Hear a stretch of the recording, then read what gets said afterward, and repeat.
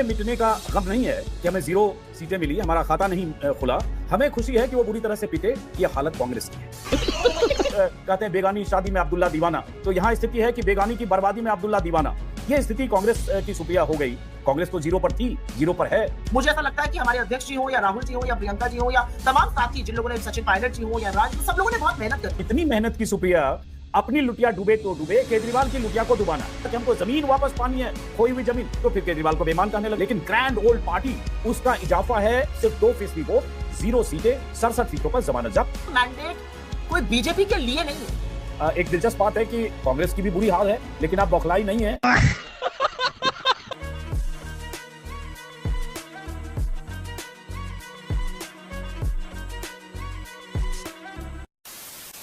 नमस्कार दोस्तों, स्वागत है आप सभी का। आप देख रहे हैं डिबेट शो। दोस्तों, दिल्ली चुनाव में कांग्रेस लाइव में एक शेर का जिक्र किया।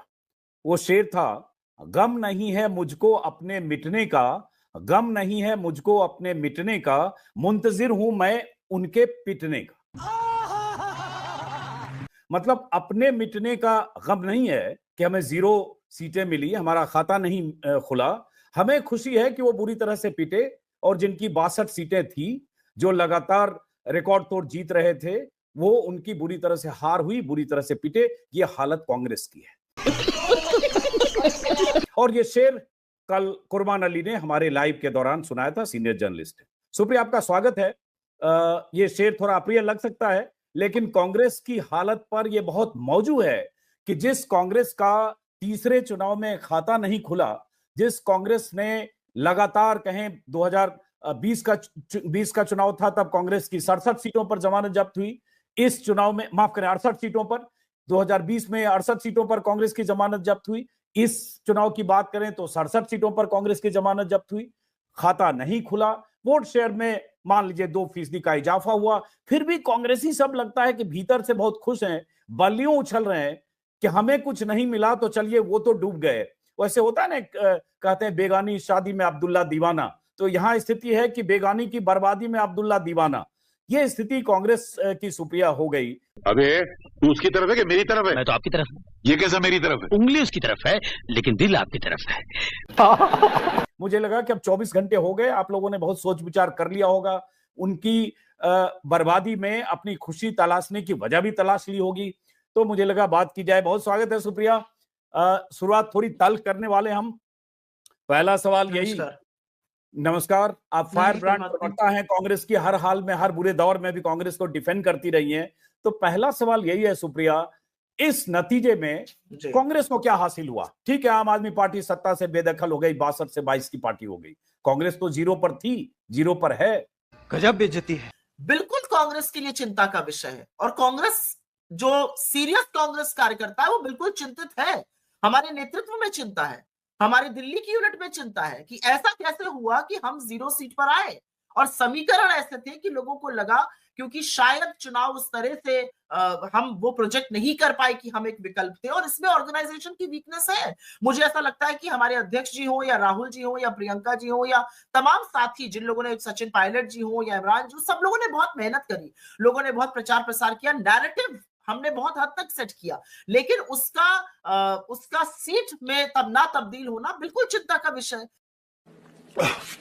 इतनी मेहनत की सुप्रिया कि 70 सीटों में से 14 सीटें ऐसी हैं जिन पर आप खुश हो सकते हैं कि कांग्रेस को इतने वोट मिले, जिससे आम आदमी पार्टी और बीजेपी के बीच के गैप के जो वोट्स हैं वो मिले, और आम आदमी पार्टी हार गई, उसमें योगदान हो सकता है। वो सीटों की लिस्ट है मेरे पास। इसमें सिर्फ 3 सीटें हैं जिसमें कांग्रेस की जमानत बची, बाकी मैंने कहा कि जमानत जब्त हो गई। Once more! तो मैं तो ये पूछ रहा हूं कि आप करें, आप नैरेटिव सेट कर रही थी, आप कह रहे हैं मजबूती से लड़े, आप कह रही हैं कि कांग्रेस ने अपने हिसाब से जो बाकी चुनाव के जरूरी मुद्दे हैं, सिर्फ उसी मुद्दों पर चुनाव लड़ा। फिर जनता ने ये हश्र कांग्रेस का क्यों किया? ये सवाल पहले आत्ममंथन करने की जरूरत कांग्रेस को है ना। केजरीवाल की हार में खुशी क्यों तलाश रहे हैं कांग्रेसी? मुझे लगता है कि आम कांग्रेस कार्यकर्ता को इस बात की संतुष्टि है कि जिस दिल्ली ने हमें सबक सिखाया, उसने हमसे बड़ा सबक इनको भी सिखा दिया। तो उसमें आप कंट्रोल थोड़ी कर सकते हैं, लेकिन आम कांग्रेस कार्यकर्ता के ऊपर जो लीडरशिप है, जो नेतृत्व है, जो दिल्ली की यूनिट है, जो दिल्ली के प्रत्याशी हैं, उन सबको ये चिंता, और मुझे नहीं लगता कि हम में से कोई भी ये सोचकर संतुष्ट है कि हमने केजरीवाल को 14 सीटों पे हरा दिया या हम आम आदमी पार्टी को हराने का, हम तो चुनाव जीतने के लिए लड़ रहे थे। समझ गया मैं।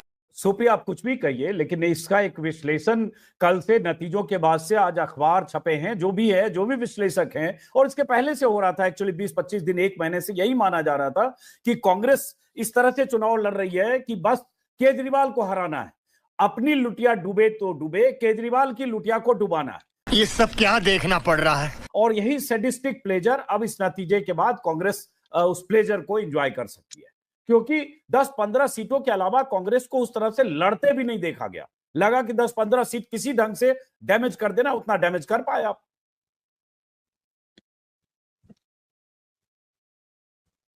आवाज आई आपको? नहीं। कांग्रेस को चुनाव लड़ना तो विशेषज्ञ या विश्लेषण करने वाले लोग या पत्रकार या आम आदमी पार्टी या भाजपा नहीं सिखाएगा। मैं कल से एक और विश्लेषण भी सुन रही हूं और बहुत तबीयत से बोला जा रहा है कि अगर साथ मिलकर लड़ते, क्यों साथ मिलकर लड़ेंगे हम? मतलब हम अपनी सियासी जमीन एक के बाद एक पार्टी को देते रहे, हम बिग ब्रदर बने रहे। अरे और हमारी पार्टी का क्या, हम कोई एनजीओ थोड़ी है, हम पॉलिटिकल पार्टी है, हम झोला उठा के थोड़ी चल देने वाले लोगों में से हैं।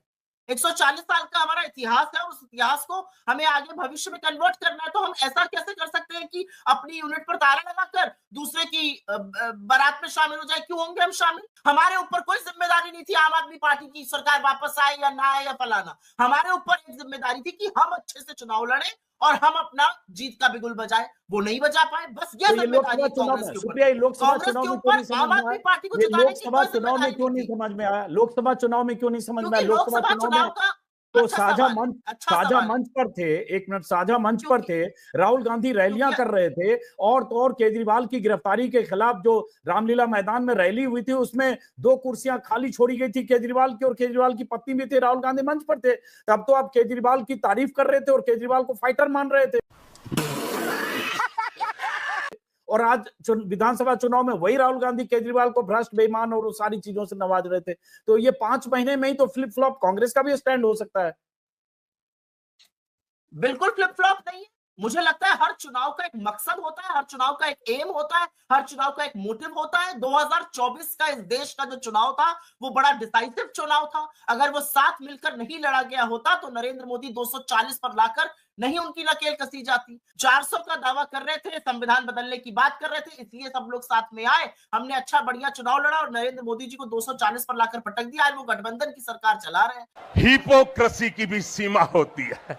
वोटर है, जो लोग हैं, वो तो यही देखेंगे कि भाई शीश महल पहले बन गया था लोकसभा चुनाव के पहले, अरविंद केजरीवाल उस वक्त जेल में थे, तो तब अरविंद केजरीवाल पे सारे आरोप लग चुके थे, सारी इंक्वायरी हो चुकी थी, हो रही थी, और उनको बेल नहीं मिल रहा था।